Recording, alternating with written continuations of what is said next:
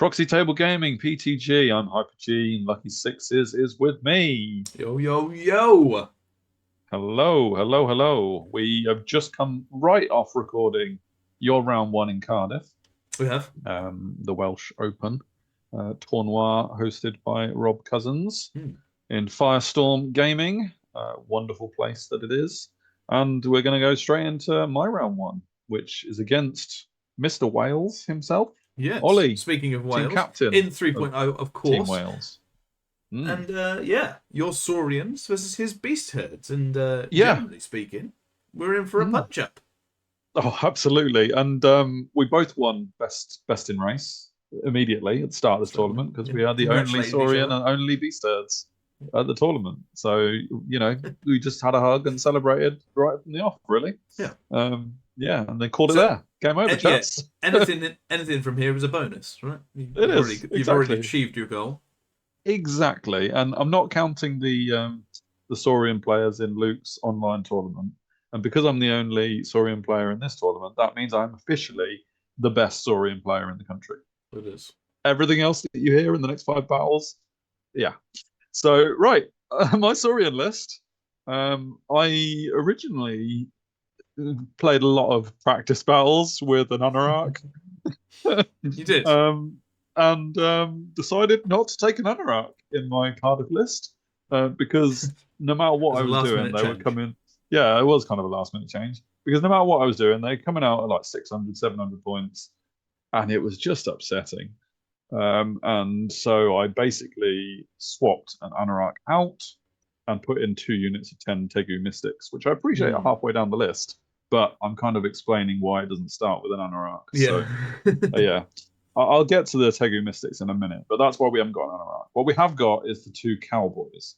And they were kind of featured in the battle against Tony, against his demons. There have been a few tweaks to them. So both on Saurian Raptors, both Enclave Wizards, one Evocation, one Shamanism. They count as apprentices, but they can choose adept spells. So they're quite, maneuverable in terms of what they can take. It's pretty cool.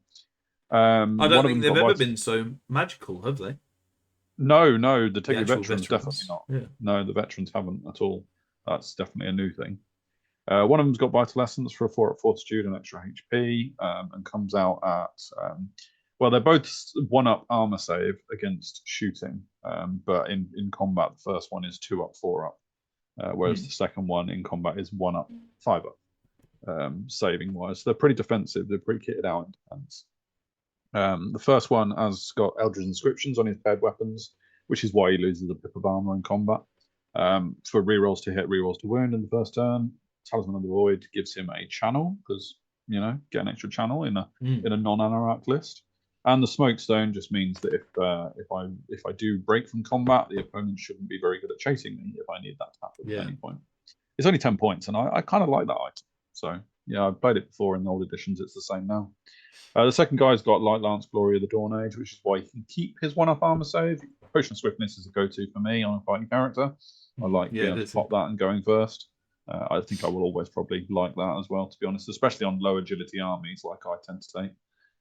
Ogres, Orcs, Saurians. They rarely get above agility 2. So, characters being a bit quicker is kind of nice. I'd have 2 Skink Veterans, Light Troops, Poison Javelins, both with the Chameleon and Hard Target upgrade. I'm not going to talk too much about them because they'll feature in other things, not necessarily in this battle report. I'll probably have to mention it in this battle report, actually, but I'll move on swiftly for now about them, their entry. 2 units of Tegu Warriors in core, both with Spears, because Spears are great. They're not as good as they used to be, arguably, but the +1 agility is nice, and Lethal Striking Swift Stride, really cool. I think they're just different to what they used to be, but still pretty good. One unit's got the Rending Banner. I believe, sorry, also on Spears, I do believe there was lots of talk about them and how they could be changed and stuff at the tournament throughout, actually. Yeah. So I don't know how long they're going to stick as... I think actually we're recording this 2 days before the next update, and that might see Spears actually changing. So they might have changed. They might have changed by the time you come. Put in the comments how they've changed. Yeah, exactly. Yeah. This battle report will probably be released after they've changed. But yeah, anyway. The other Tegu warriors have got a Conclave with Awaken the Beast, pretty standard, but it is only +1 strength now, not +1 res, which is fine. 12 Skink Hunters. First time, again, in my practice list, I always play 2 units of them. I'm only playing 1 unit of them, so slightly less chaff. That's because I've got the 2 Skink Veterans, in theory. 10 Raptor Riders, so single unit Raptor Riders. I did play the big unit of them against Tony, enjoyed it, but cut out a few of them for points, and they've obviously got the 2 Cowboys with them to support for those extra number losses. And they are joined by a Carnosaur with Hunt Leader. So he gets Fury on the Raptors themselves, which is kind of cool. A Thyroscuter's Herd goes into one of the Tegu Warriors. I changed that up, which Tegu Warriors he goes in, based on depending on whether I want to keep the big unit alive or not. Because that big unit of 24 is my most expensive scoring. So if I need to keep that unit alive, I put the Thyroscutus in the smaller unit.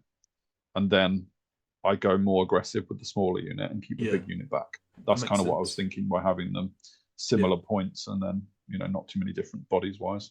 Unit 3 Ramtodon Riders, they're looking good at the moment. I couldn't get 4 in, but I wanted 3. I love Ramtodon Riders, as you know, even though they rarely do well for me.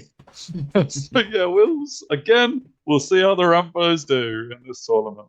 And yeah, like I say, the Tegu Mystics, they pretty much point for points come out the same as an Archmage. They have the same amount of spells, 4 spells. The choice of spells is decent. It's not huge, but it's decent. You can see I'll put Molten Copper on both of them because there's going to be a lot of armor around. And it's a replicable spell, so you don't get the plus casting value for casting. And you were replacing the Alchemy Master. I was replacing it. Yeah, exactly. And that's kind of the feature of the Alchemy. One's got Foresight and Whispers of Veil, but I actually can switch that at the start of the battle, one of them. They've both got cantrips, which means you can trade a magic dice for Fortitude 5 up at the start of your magic phase, which I do a few times. I don't forget that, but I do forget it a couple of crucial times. I suppose it's like an auto spell with 1 dice is pretty nice. It is. It's really good. Is it the start or the end of the phase? Start of your magic phase, you give a dice, and then you get Fortitude 5 up. So I think for a cost of a dice, it's very worthwhile. But you have got to remember it. Yes, they do, because they've got 2 spells. Arguably, it's their channel, isn't it? Exactly. Yeah. It just depends on what else you want to cast, really, and whether you can afford to lose 2 dice. Yeah. If they both need it, that is, of course. One of them might not need it at that time. Sure. Yeah, but I do need to work a way of remembering, because I definitely forgot it on a couple of crucial times. So, yeah. Anyway, that's the list. Going to try that out, see how it goes for me. So it's not like any of my practice lists, which is kind of goes against the idea of practice. Really. Yeah. But oh well. Against you with the Beast Herds. Yeah, a lot of talk about Beast Herds. Well, a lot of talk about Centaurs, actually. And Oli brought 28 of them, which I jokingly said my 12 Skink Hunters could deal with. I can't. But yeah. Anyway, from the top, Beast Lord General, Agor's Affliction. So he's got the Fortitude, no armor, etc. Which, funnily enough, the Beast Lord has still got metal armor on his profile, despite the fact he's got 0 armor save. So that's a bit of a weird one for the whole Molten Copper, but he's in a unit, so don't worry about that. Great Weapon, Supernatural Dexterity, which is really cool because it adds to your offensive skill, as well as I think it's offensive skill. And defensive skill. Yeah, it's both. Yeah. Crown of Horns. Auto take for beasts means they're always getting Primal Fury off within 18 inches. And Battle Line Hero is what gives him the 18 inches. I think, from remembering on the list review, I think this is the only list to take anything from the season pack. So in terms of it is. Upgrade. So that was interesting. Yeah. But I do think that the Beast Herds, Crown of Horns, Battle Line Hero is an auto take. Yeah. So, and your general is also rocking Disciplined. So I think, if you're building a Beast Herd list, do that as your first thing. Yeah. He's also got Chieftain with Greater Totem Bearer, BSB, Wild Form. Can't remember what Wild Form is. It's something. Is it where you choose? Wild Form used to be if you choose whether it's res you're defensive or aggressive. Yes, exactly that. More attacks. Exactly. Paired Weapons, Hero's Heart for extra attacks and stuff. And he's got potions with him too. 2 Soothsayers, Adept, Shamanism, Evocation. There's the spells right there. one with an extra channel, and the Rain Augur Brew won't be effective against me because I don't shoot. So, that of course is the -1 to shoot in the first round, I believe. First turn. I think it is the first turn though. So if they have any shooting, it's -1 against them as well. Oh sure. Okay. So this is something that I had a practice battle against, and one we didn't show. But so that's I don't know whether that's intended, and that might might have changed by now. But sure. I guess in this list he's only got the Mongrel Raiders that really shoot. I mean, unless you count the Jabberwocks with their breath weapons. I don't think they all hit, so you wouldn't. Matter, No. Yeah. 33 Wildhorn Herd with paired weapons and the Banner of Wild Herd, so they can pop that and get +1 strength on the turn, which I think is really good. Oli said to me at the start of the battle he wasn't sure if that was a good unit. I just kept quiet because I thought it was a very good unit. Especially with the Beast Lord and Beast Chieftain inside them. 3 Raining Chariots, always a solid core choice for Beast Herds. Really love them. 4 wounds each. I never get my head around that. They're just so bricky for what they are. 10 Mongol Raiders, that's his Soothsayer bunker, of course. The 2 units of Centaurs, they hardly need really talking about, really. The Distortion Emblem gives a hard target once if they pop it, which Lolly does actually pop at one point, because I did have one unit of shooting, and he does pop it for that. They've also got Blackwing Totem. I forget which is which, but I love all the totems. They're amazing. Blackwing is extra attacks, isn't it? Is that right? Or is it the Blackwing is the extra charge range and agility? Okay. As far as I know, the totems haven't changed, which actually is a bit of a buff. They're really good to the totems, because a lot of the magic spells in general have kind of been toned down a little bit. And or have higher casting value. So actually, the totems might they've got a subtle buff. They're really good. Yeah.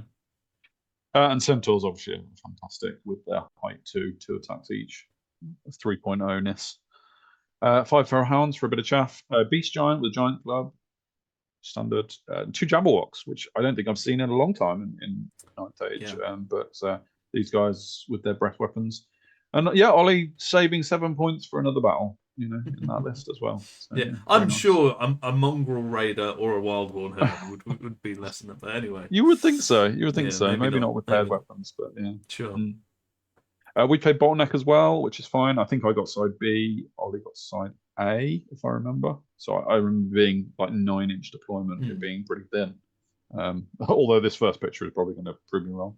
But Spoils of War as well. So we'll see what happens. These were our secondary objectives. So Workers won. I had to get in the center, which was fine. That's all right. I was kind of like a scoring unit to go and fight. I had 2 Tegu blocks and a Raptor Riders as scoring, so there was a good chance they were going to get involved. A lot of it depended on who was moving forward into who, etc. But I was okay with potentially moving into the center to try and get mine. I did have to stop the opponent getting into the center though as well in order to claim that. So I think that's quite a difficult one generally, because it's for a secondary when you're only playing for a point. I think that's quite hard to do all of those factors, considering a lot of the other secondary objectives are like just do something once. But Oli had Commit to Battle, which is try and get into my deployment zone, and that suited Beast Herds. They like a good breakthrough. So get me out of there as well. And here is deployment, and you can see it was me with the 9-inch deployment. Going from the left, I've got a unit of Tegu Mystics, then one of the Cowboys. The Cowboy without the standards, so the one on the left, it counts as the first one. So I think he's Chorus of the Damned evocation, the paired weapons guy.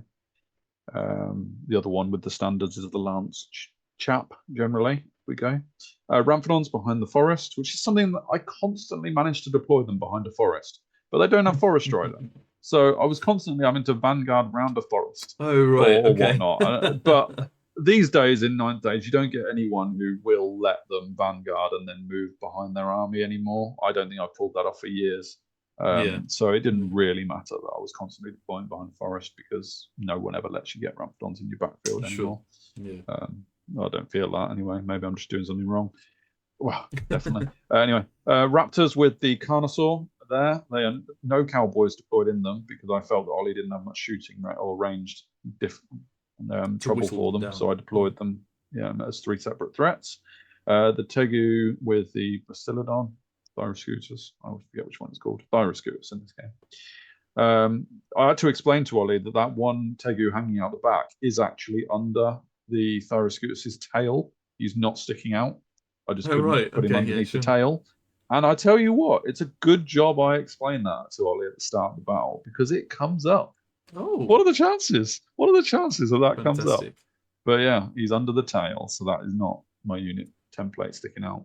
The other unit nearby, Cowboy in front of them, Skink Hunters in the water because I've got Strider Water all over the place, and then Mystics on the flank as well. I've got 2 Skink Veterans to scout because they've got Chameleon. Again, I will not say any more at this point about them. As you see, they're in the middle of the board at the moment. They won't stay there. Yeah. For Oli, he's got Centaurs on the far left with a Jabwalk behind. He's got the Raiding Chariots behind the red dice. He's got Feral Hounds. He's got the big unit of Wild Horns with his 2 characters. Got the Giant in front of the Mongrels with his 2 Soothsayers. Interestingly, the Soothsayers were on different bases, so they were not matching base size, so they go either side of the Mongrels, which is a bit weird. I don't really know, but you can absolutely do that. So they're either side and they're sticking out, making a bit of a T shape in that unit. Then you got another unit Centaurs behind the pink dice with a Jabwalk behind. Pretty cool. I think I dropped to try and get first turn, and I did get first turn. You can see that I've scouted my 2 Skink Veterans, one in the foreground behind this hill, one in the far side, but near the ancient ruins, which I also had on my board. But I didn't move into it to explore it just yet. In terms of movement, Oli had vanguarded up his Feral Hounds. I vanguarded my Ramphidons sort of around the forest and then didn't really make much use of that because the Raptors moved forward with the Ramphidons behind. The idea of the Raptidons is actually that they sit behind the Raptors and then give a combined charge, so the Raptors get a reroll on their charge. Because they're height 4 and they can see over the top of the Raptors who are height 2. Oh right. So even if the I suppose because of fly. Yeah. So even if the Ramphidons don't actually complete the charge, they're there to give the reroll to the Raptors. That's cool. My idea anyway. Obviously, you have to be careful I don't sit directly behind the Carnosaur, who is also height 5 or 4. I think he's 5. But yeah, the Ramphidons are wide enough to be able to see over. Yeah, otherwise it's just a fairly tentative move forward, really, because I know that the Centaurs have got good charge range, so I don't want to get too frisky. And I've got some magic range, so I'm taking my time, really. Yeah, but there wasn't much that happened, and we go straight on to the beast turns. Yes, and with that, the Wild Horns come forward. The Centaurs both move fairly tentatively, which I was quite happy with because I was like, I need to figure out what I'm doing with these. But what was the main thing in Oli's movement, and immediately I realised how much of a dumb idiot I am, is that both the Jabberwocks have got breath weapons, and they've both just moved to destroy my Skink Veterans. That's so lame on my part. Like, there's not even a threat to the Jabberwocks. It's like 3 points. And now I guess is the right time to explain about my Skink Veterans, because it'll definitely come up throughout the tournament. My Skink Veterans have the attached rule. I did not attach them to a Skink unit like I should have done. I do correct it for day 2 of the tournament, but for day 1 of the tournament, I was playing it wrong. Now, the second battle in this tournament, which will obviously you'll have more details of it kind of matters. The first battle, because I get breath weapon to death, and you'll see that in a picture in a minute, I just give 3 points up for them not being included. But I am aware that those Skink Veterans are doing it wrong. Just so you know. You don't have to comment. I know. But you can if you want. Yeah, you can if you want and say what an idiot. Because I was paying 5 points for the Chameleon upgrade. And that means basically you can just put them in a unit of Chameleons, not on their own. Yeah. So yeah, doing it wrong, my bad.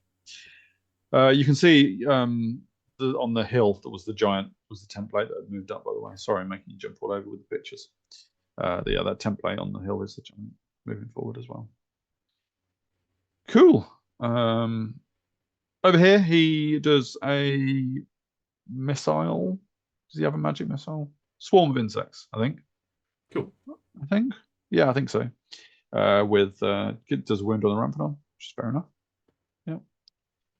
I tried to get some closer pictures on a few of mine as well.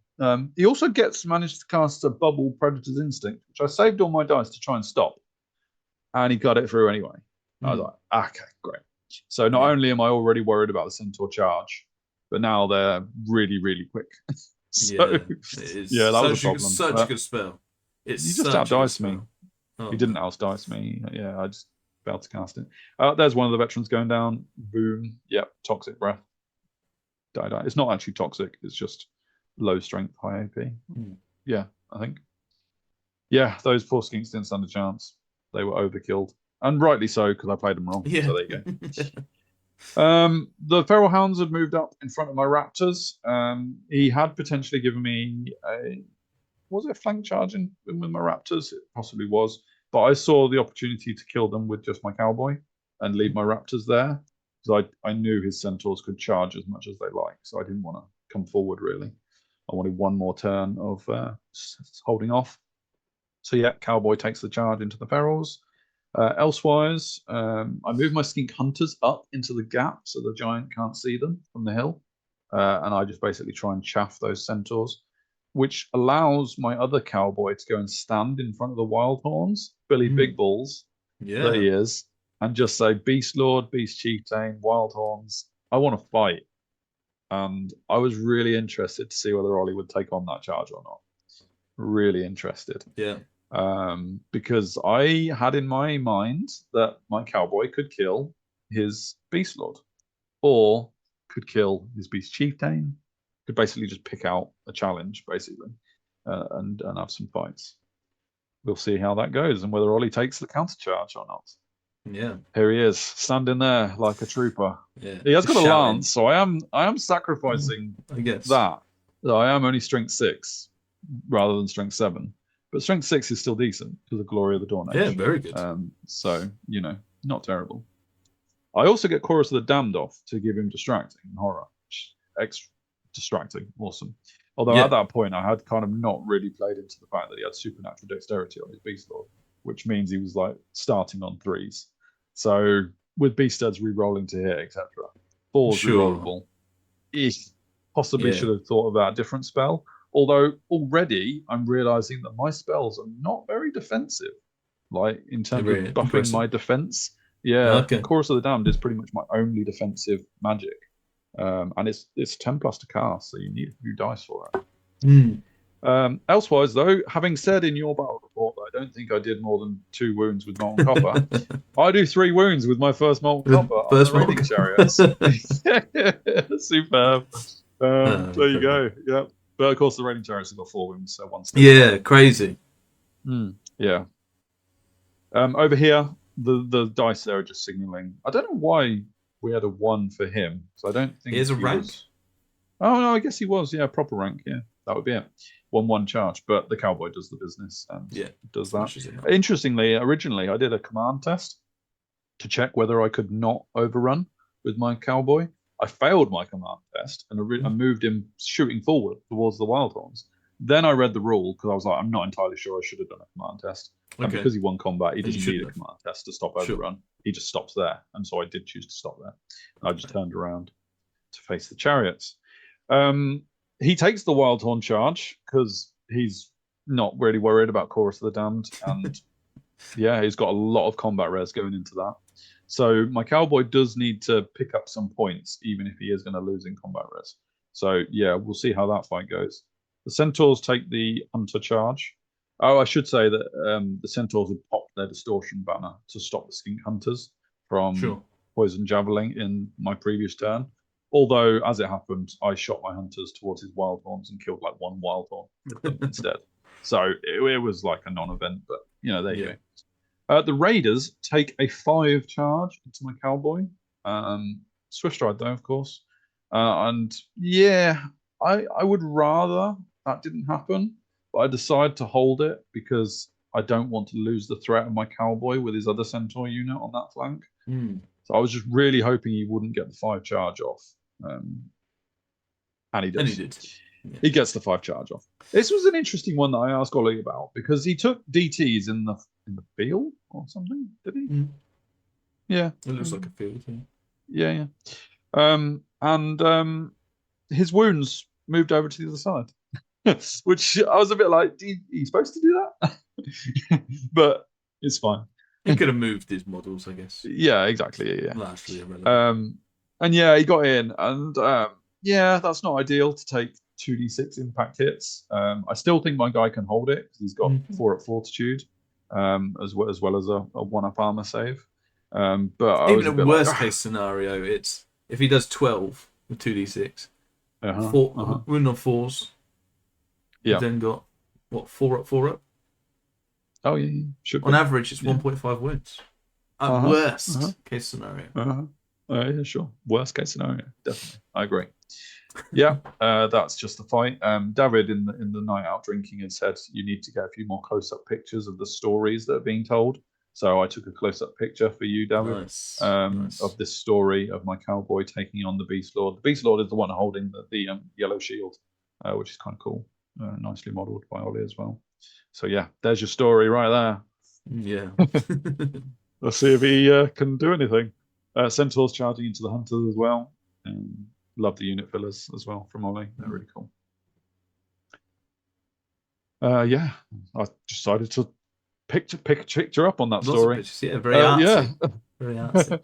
The giant comes forward. I don't know why it took a wound. What it took a wound from. Maybe I'd done a molten copper on it. I don't know. Can't remember. But either way, the giant comes forward to stand in front of the mystics, doing the opposite of the Billy Big Balls and saying, I'm a giant, mystics don't scare me. So I was like, okay, this could be an interesting test for the mystics. Yeah. The Jabberwock both come around on both sides. They both breath weapon and start that game. And this is where you know how much I think totems are good, right? You know how much I think totems are good. I had a situation where I had both my cowboys in a combat where I wasn't really sure that it was going to go my way. So I had one cowboy against a beast lord, and I had one cowboy against 2 impact hit chariots. I'm going to call it impact hit chariots because really that's the main threat. I mean, they've got longhorns on top as well, which is a problem. But yeah. And I realize I can only really stop magic in one of those fights. Oof. Now, because of the totems, he gets 2 spells off. Yeah. And I'm dispelling the spells on the other cowboy combat to keep the other cowboy alive. But it does mean I lose a lot in this combat, and he gets like plus. The main thing here is the +3 AP, really. Because that 4-up armor save that you calculated that I would have had, I now don't have. Yeah. And then there's the extra +1 strength and +1 attack on every model part. So that's every crew, every beast, not the impact hits, but still. And that's now an issue because my 4-up fortitude has got some work to do now. Yeah. Because he's now like strength 6, so he's wounding me on 3s as well. Yeah, I had to. I couldn't. I got both cowboys in at the same time, and I chose to let this guy take the rap. Yeah, I like that this is kind of a mid-shot picture. Dice being rolled you can see as well. The dice being rolled at the time. Yeah, exactly. I'm not sure which dice they were for. Maybe the start of combat, but yeah, they're in movement, aren't they? Yeah. Over here, the breath weapon does 1 wound to a target mystics, which I think is great. That's not too bad. Over here, though, this guy decides to kill 4, which is not so good. Yeah. I think this was the point where I haven't popped my 5-up fortitude as well on them. Sure. So I didn't spend dice on it. So yes, I die. On the plus side, if there is one, I did kill a chariot before I was actually run down or killed or whatnot. So there's that. I'm pretty sure I attacked before the longhorns and their great weapons finished him off, basically. So it wasn't, like you say, a few wounds on the impact hits, etc. But it was just too much work for my Fortitude 4 up to do, really. And I had made the sacrifice to hope that the other cowboy does well as this one goes down. Obviously, he's going to overrun with a single raiding chariot because it'll tie up my raptors as well, which is a problem. But annoyance. Yeah, never mind. So, yeah, cowboy didn't stand a chance, really, with those spells on. The other cowboy, now, talk about not telling a story, because I've just moved on pretty swiftly. The other cowboy did not take any wounds. He did have a duel with the Beast Lord, and they just scratched each other's jerkins, basically. And they didn't actually do any wounds to one another. So it was a bit of a non-event, but going into the combat, Oli was like 7-0 up on combat res. I think it was a charge, 4 ranks, BSB, a standard. I think that makes 7. Yeah.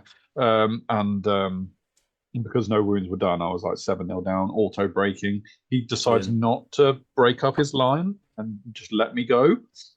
So it's a bit like, off you go, pest. Yeah. you know, and I flee to there, which is quite a long way, to be fair. And that might have contributed towards Oli not going after me, because it would have counted for the objective as his scoring unit killing one of mine. Sure. So he sacrificed that option. But yeah, not great for either of my cowboys there. They just didn't do the job, and one of them's dead as a result. So yeah, step up the Mystics. I decided to declare this charge. A lot of the reason for it was that I was agility 3 on the charge, and the giant was agility 3, so it wasn't getting into rage when I charged in. And similarly, actually, to be fair, you know, if this goes on another combat round, he's attacking before me, so won't be further raged. Although I'm intrigued because I back the Mystics to do well in combat because they've got 3 attacks each in the first rank because of Tooth and Claw. And the Tooth and Claw gives them +1 to hit. So with offensive skill 4, they should be hitting on 3s, and then distracting on them means opponents might be hitting on 4s, 5s. So if you can remember to give a Fortitude 5-up save to them, and there's no 5-up dice here, so that suggests that this would be the charge phase. So maybe I haven't remembered yet. Yeah, we could. There's still time. There's still time for them. I also, I think I did initially declare this charge, and then I took it back. So I don't think we have to worry too much about this flank charge. Okay. I think it needed a 6 because they're only movement 4. And I basically just took it back because it was just easy points for the Jabberwock and the Centaurs if I didn't do something with them. As it happens, I think they're flagging out on flank anyway because they can't catch the Jabberwock. Over here, I still haven't put my 5-up Fortitude dice down, but it doesn't seem to have mattered because they go through a giant in one turn, doing 7 wounds to a giant. I did get Awaken the Beast off to make them strength 5, which is pretty big because the giant is res 5. So I was winning on 4s. But yeah, I had this shows he killed 1 back in return because he was attacking first. Or at the same time, rather. So that's not great either. But he was hitting me on 5s. Awesome. So, yeah, really impressed with those Mystics. And the Jabberwock is a little bit concerned about those Mystics. Even though I've given the Jabberwock a flank, still a little bit worried about that. Sure. And yeah, we'll see what he does. Now, this is a picture. You'll remember that a single raiding chariot overran into my what has been labelled Death Star of Raptors in the front. And I mean, going into this tournament, I was prioritising don't get silly flank charged. This was a single raider chariot into the front of my Raptors. Now, you will remember it had got like +3 AP spells on it at the time. Yeah. So that 2-up armor save on the Raptor, they just don't have a save. So factor that in for this single raiding chariot. But still, the reason I put a dice with a 6 on is because that single D6 of impact hits rolls a 6. Yeah. Oli was rolling so hot, and he didn't need to roll that hot because he was strength 6 anyway, because of Awaken the Beast. Yeah. Wow, man. He was wounding on 2s with impact hits. Killed 6 just with the impact hits. No armor saves. Obviously, his actual models with +1 attack each are re-rolling to hit, and some of them have got great weapons. Crazy. I've in the end, I feel a little bit lucky to have survived with 1 standard bearer on my Raptors. Yeah. So the unit is not dead, and the Carnosaur just looks around at these Raptors in bewilderment and just stamps on the chariot, and just like, what is the problem, guys? Just like crushes the chariot underneath. Yeah. But my Death Star is dead, pretty much, apart from 1. But you have got a token. Yeah, I did get a token for destroying it in combat. So there is that. The Ramphadons kind of saw the danger and have pre-chaffed the Wild Horns. So yay me for thinking that it might go well. Yeah. But I didn't expect it to go that badly. So yeah, the Ramphadons are going to go down to whatever charges them. At this point, I have forgotten to rally the cowboy, but he does rally. So he's not still running. Sure. Like that. Etc. In fact, now he's turned around. And he goes into Oli's turn. He declares a charge with the Centaurs into the front of my Tegu warriors with the Thyroscutus. So I'm intrigued to see how that goes. The other Centaurs declare a charge into the front of what's remaining of my Raptor unit. I need some failed charges here desperately. And I think the next picture shows that I get one of them. 1 failed charge does happen. Really? The poor Raptor unit. I mean, if they couldn't deal with 1 raiding chariot, they probably aren't going to deal with what's arguably being touted as the most OP unit in the game at the moment. Even the Carnosaur is going to struggle against that. So, yeah, that's a problem. The other Centaur unit does fail its charge. It was a Swift Stride 4 that it needed. So Oli, I know for a fact that Oli was feeling aggrieved by that. The reason I know he was feeling aggrieved by failing the Swift Stride 4 is because whenever anyone to talk to him about how the battle went, that was the first and only thing he mentioned about the whole battle. And I was just thinking there was a lot else that happened, Oli, and you can still fail a Swift Stride 4. It's not that unusual. But yeah, this clearly bit deep to him because he failed a Swift Stride 4. And I get it. It gave me a chance of getting back into the game by him not making that charge, because they would have ripped my Tegu. Did he go into the Raptor Riders as well? Not Raptor Riders. Ramphadons. I think so. Yeah, they don't stick around long. I think he does. Yeah. Sure. Yeah. And the Jabot comes around to get a few more Tegu. That one that's been removed, I think, is that must be the breath weapon casualty, because I didn't, unless he was still there from the giant. But either way, the Jabot's going to be breath weapony. This one's doing really well with his breath weapons. He's killing far more on this side. That Mystic unit is just going to go down at some point. It has no purpose. Like, I can't spare the dice for Molten Copper because I need the buffs in combat. Not that they're doing much good. As you can tell from a Carnosaur dying to the Centaur as well. No contest. Didn't even get a chance to attack because the Centaurs are so quick with Lances, Strength 7 on charge. Just dead Carnosaur. So you lose your token and he's 2-0 up. Yes, I believe so. Yes. Because I mean the Centaurs had killed the Hunters as well. Then the Ramphadons do go down. The Ramphadons go down to make it 3-0 to him in terms of primary objective, so probably not getting that back. Then it goes into my turn, and there was a moment where I had Oli worried. There was a moment, okay? And that moment was I declared a charge with my remaining cowboy, so the one with the standards, the light lance guy, who's already had 1 go. I declared a charge with my cowboy onto the Wildhorn unit, where his Beast Lord was, for round 2 of that boxing match, right? Because I can wheel around the Centaurs, and I can clip the Wildhorns. Oh, cool. And all I need to do is clip the Wildhorns, and I will be able to move up and just fight a Beast Lord again.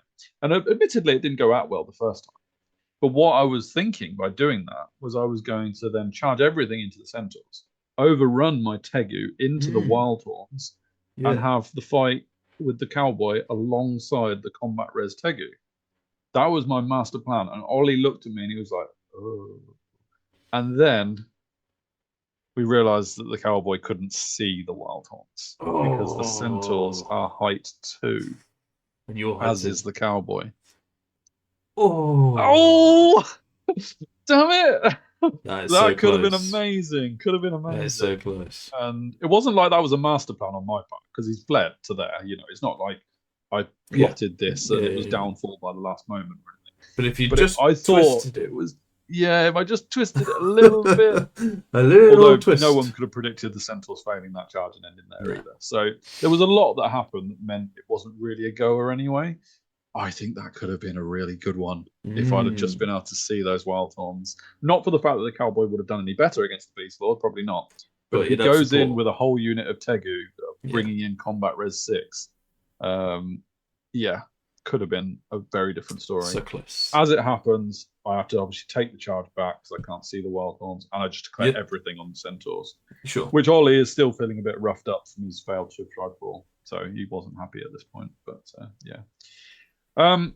then we get into, I get Awaken the Beast on the Tegu because I know that they're the unit on my left side, so I feel they need some support. This is definitely where I realise I haven't got the spells to help me out defensively, because Oli just dispels Chorus of the Damned, distracting. I got nothing else other than arguably Foresight, which is defensive skill and offensive skill. But that doesn't really help a great deal, especially when you got parry, and that's not really a problem anyway for that unit. Yeah. And because he dispels Chorus, I don't have anything to defensively make me tougher anymore. And I think I was kind of used to Awaken the Beast being a resilience thing as well. It's not anymore. So I just have to settle with Awaken the Beast strength. And I mean, the Mystics into the flank of the Centaur wasn't a guaranteed charge, by the way. I think I got 4 on dice without Swift Stride. So that was lucky in the fact that I got the Mystics in, because they were a big part of the combat res into the flank. But I don't kill many Centaurs. I just don't kill anything. Wow. Like, the Centaurs should not have stood up to that amount of attacks, especially considering those Mystics have gone through a big. So you just didn't hit on the way through. Didn't hit, and just rolled really poorly.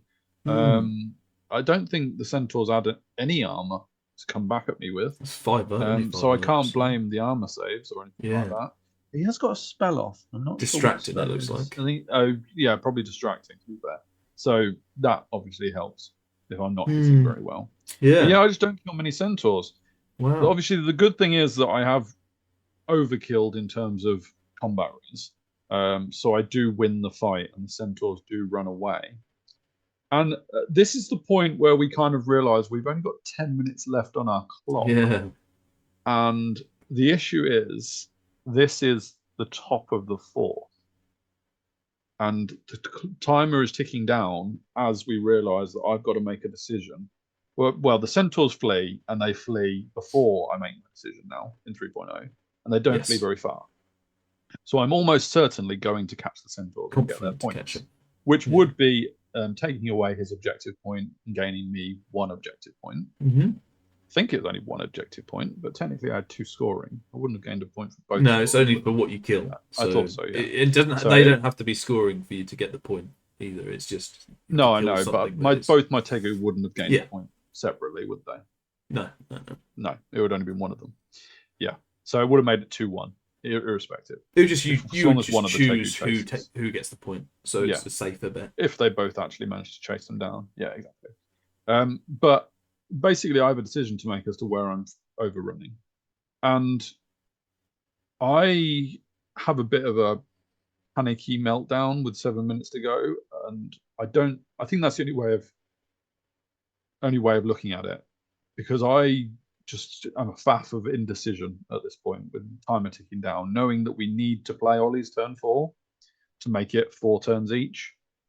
And I decide that I want to go for the option of overrunning with the Mystics, needing a 9 to get into the Wild Horns. And potentially by doing that, that will mean that the Wild Horns would not be able to charge into my Tegu warriors, who would charge into the flank of the Centaurs. Yeah, that's my thinking at that point, with time ticking down and under a bit of pressure. Yeah. So that was what I was going with. You can pull up the next picture, which is actually our last picture of the battle. I get in even more of a tangle after making that decision, and I've made that decision now, so I can't go back. But the issue is the Mystics don't get that 9 charge, and that's not unlucky or anything. That's just not being lucky, because a 9 on 2 dice, not it can happen. It can't. Yeah, it can happen. If I'd have got into the Wild Horns with the Mystic, awesome. Stop the Wild Horns charging, and I probably would have only been able to clip, so it wouldn't have been much of a combat. The Mystics maybe even do all right in that, depending on if the Beast Lord makes way, obviously. But anyway, it doesn't happen. Sure. That does mean that the Tegu warriors charging into the flank of the Centaurs have this sort of a not much space problem, because they're definitely in the flank of the Centaurs going that way. So it's definitely a flank charge, but I can't complete the charge or complete the wheel because the Wild Horns are in the way. Yeah. So we have a decision, and bearing in mind time is still ticking down in this 7 minutes. I've already spent more than 7 minutes explaining it. Yeah. And we don't know whether the wheel means the Tegu shift upwards to only be diagonal with the Centaurs and hardly getting any attacks on them, or do the Centaurs close the gap and align to the Tegu, which I think is what used to happen in 2.0. Yeah, so you don't have as much space, so you can't. So you would treat it as a new thing, and you teleport to wherever you want. But obviously, you can't go. I can't close the gap. Yeah. So I guess it's whether or not they automatically do I shift forward or do the Centaurs shift back? Was the question.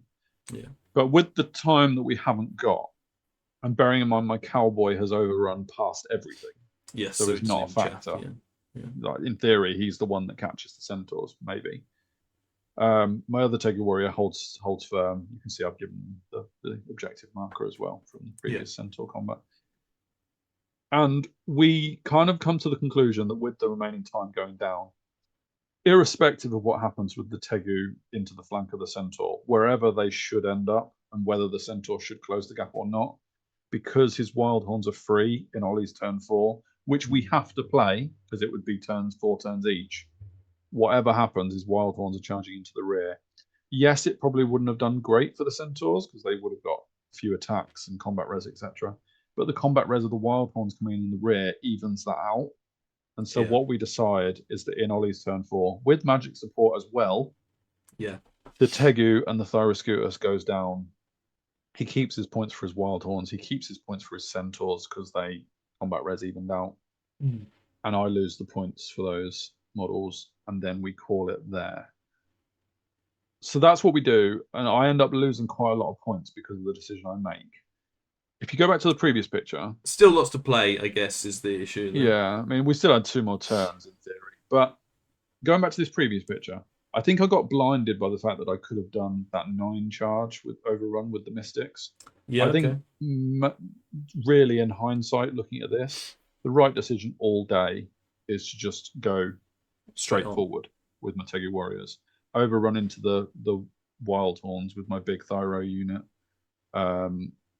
Possibly leave the other Tegu behind to give the Centaurs something to think about. Yeah. Get the Mystics out of there, get the Cowboy out of there, and do thusly. It still wouldn't have been great if the Centaurs could have charged into the rear of something or the flank of my unit into the Wild Horns.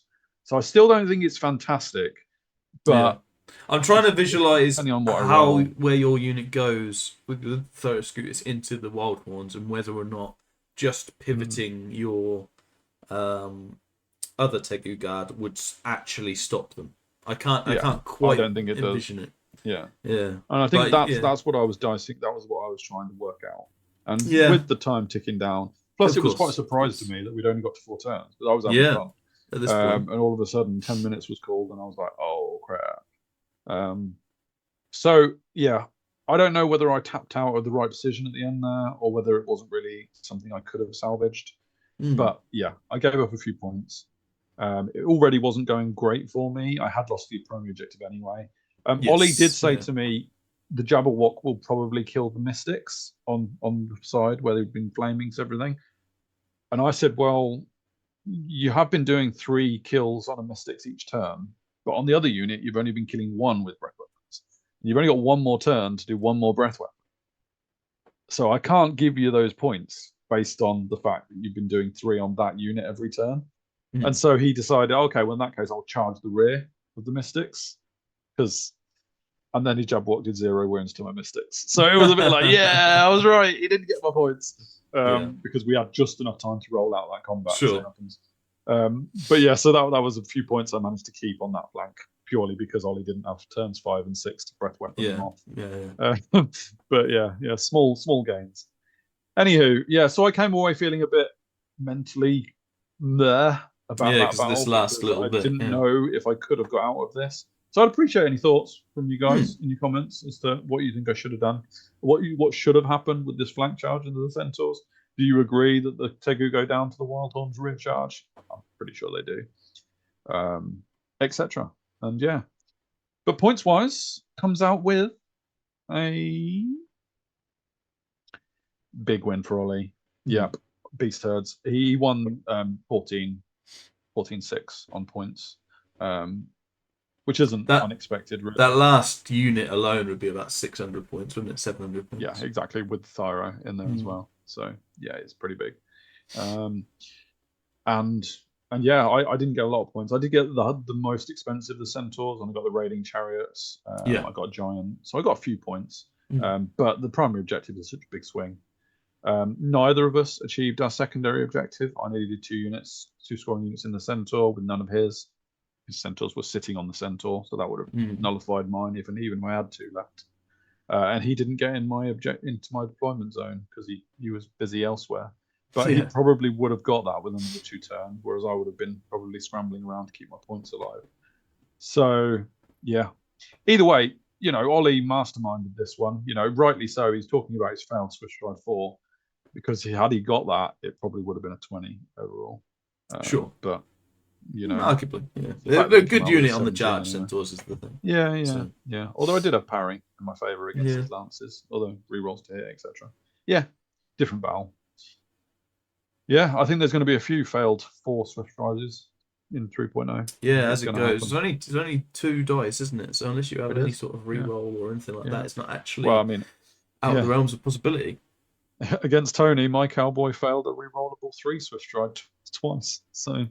Which we'll see in an upcoming. No, that was in a practice. That was in practice. Okay. But yeah, spoiler alert: I play Tony next. Oh right. So yeah, but yeah, I'll be keen to hear some comments on this battle. Yeah, I really enjoyed playing Oli. He's a great player, great fun, yeah. Cowboys not exactly shining themselves in glory in this one. Interested to see how the Centaurs get on later in the tournament. We'll maybe pick out a few lists to have a look at the end as well. They did not. They did not overshine a single Raiding Chariot. No, they didn't. So that's the first thing. Yeah. But yeah, so thanks very much, everybody, for watching. If you do like our stuff, go on Twitter, Facebook, Patreon, and the forum, and do whatever is needed. Magical stuff. Whatever is needed to like and tick all the boxes on those forums and social medias. Yeah, I appreciate you watching. We've got me back up next around against Orcs and Goblins, which is a rematch against Joe Sampson, which I'm always looking forward to. You got some revenge to get there. Yes, but this time I've got the shooting army. True.